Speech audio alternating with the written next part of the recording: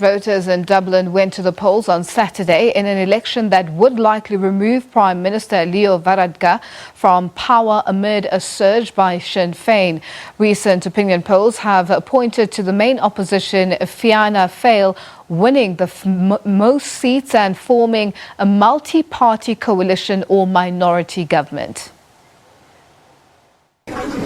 Irish voters went to the polls on Saturday in an election that could remove Taoiseach Leo Varadkar from power amid a surge by left-wing Sinn Fein.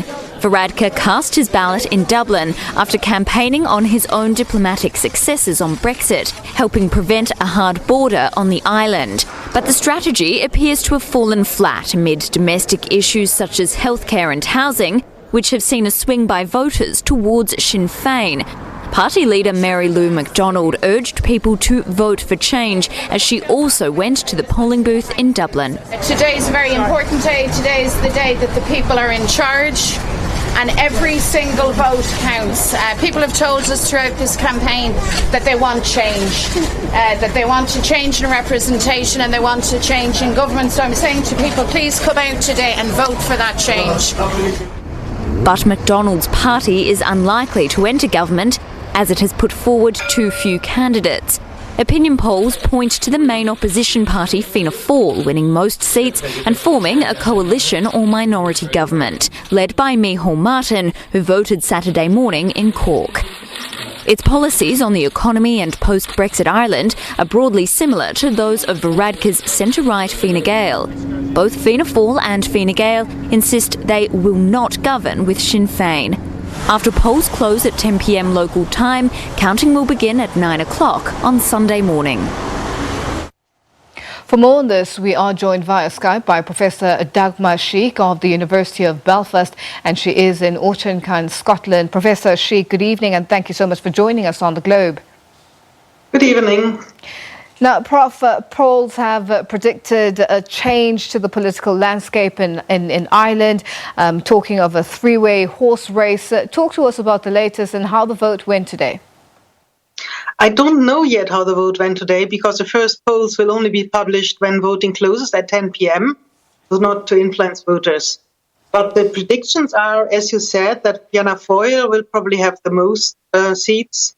The prediction I trust most is from Harry McGee, and he says Fianna Fail 53, Sinn Fein 28, and Fine Gael 38. And then we also have the Labour Party with 8. So probably Fianna Fail will either have to vote to govern with Sinn Fein, which they refuse, or to govern with Fine Gael again. But the real change is that Sinn Fein will have the strongest element of the people vote in both the south and the north of Ireland. And that has never happened since Ireland was founded. So that's quite a change. And whoever governs, this will give a upsurge for those who want social justice changes, as you mentioned in your report, but also the issue of Irish unity may come closer, perhaps in the next 20 or 30 years. And it's hadn't been on the agenda so far at all. Now, why is this the case? Why the change? Is it after the whole Brexit saga? Is it? Could you just give us the details of exactly, briefly, on why the sudden change in as you say, in many, many years? Well, I think your reporter had us right that the governing parties overestimated the importance of Brexit, which is a foreign issue for Ireland, to their voters, and the voters are more concerned by the housing crisis and by crisis in the healthcare system.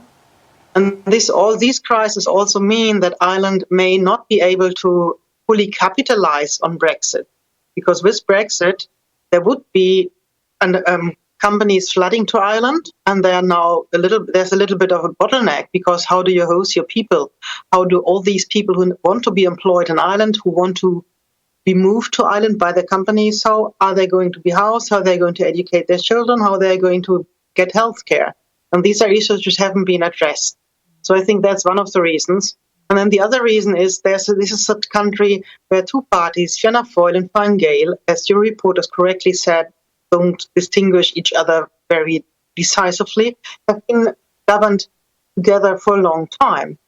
2007 to 2011, it was Fianna Fail with Labour, then from 2011 until now, it was Fianna Fail and Fine Gael, or Fine Gael and Fianna Fail. So it's always those two parties, and younger voters want change.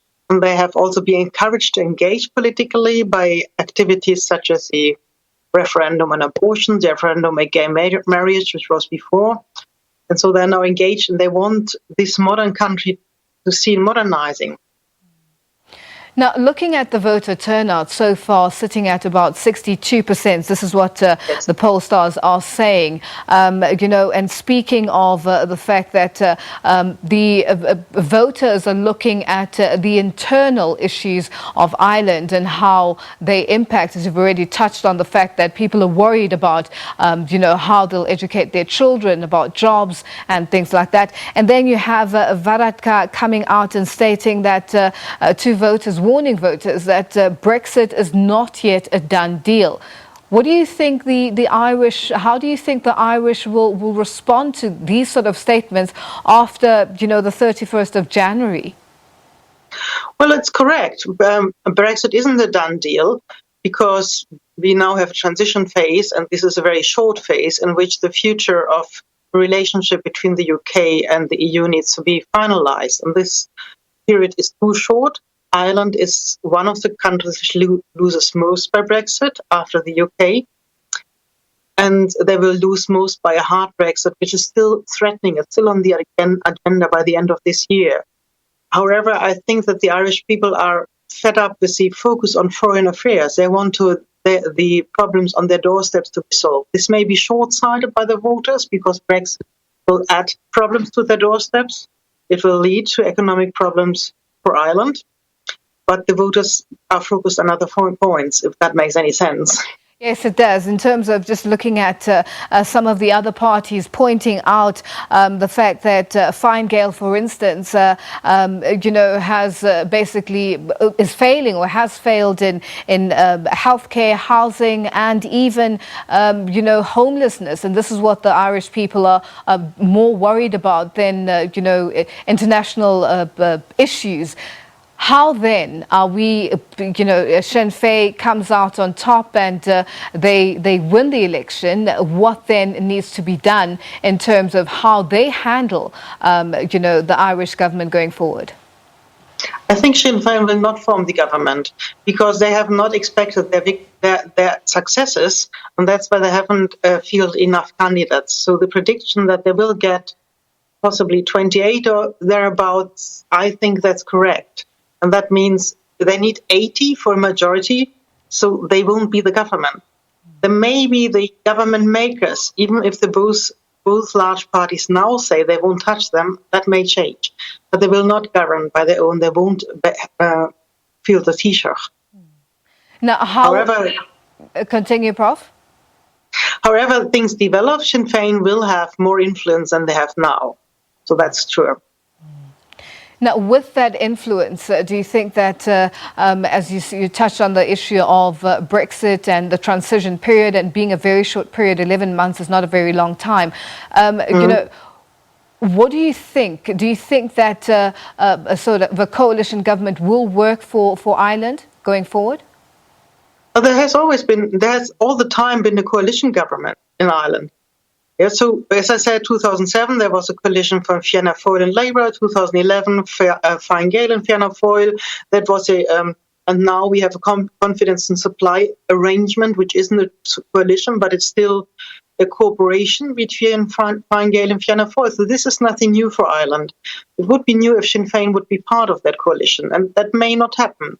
I think it might also be that Fianna Fail leads a government which is supported or held in power by Fine Gael. That could also be an outcome. But in any case, Sinn Fein has said if they are in government, they want a border poll within 8 years.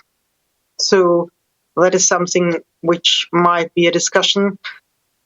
And I think that both parties, Fine Gael and Fianna Fail, will be good Brexit negotiators. They will keep the Irish interest at par. What they face in the future is how do they keep those EU partners on their side? Because the EU feels, and I think that's right, that they have done a lot for Ireland and they want to see some back. They want to see changes in the taxing system, for example.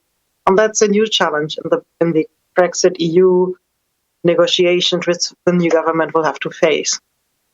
Now, Varadkar and Fianna Fail leader Michael Martin have come out and stated that they are very adamant that there will not be a government of coalition, or they will not form a government of coalition with Sinn Fein. What's your take on this? Is it too early for them to be sort of making these statements, or is it just voter talk to ensure that people vote for them? I think this is really, really difficult to say, because Sinn Fein has always been criticized as being a follow-up organization which had close links to the IRA, and so I don't know how serious they are on this.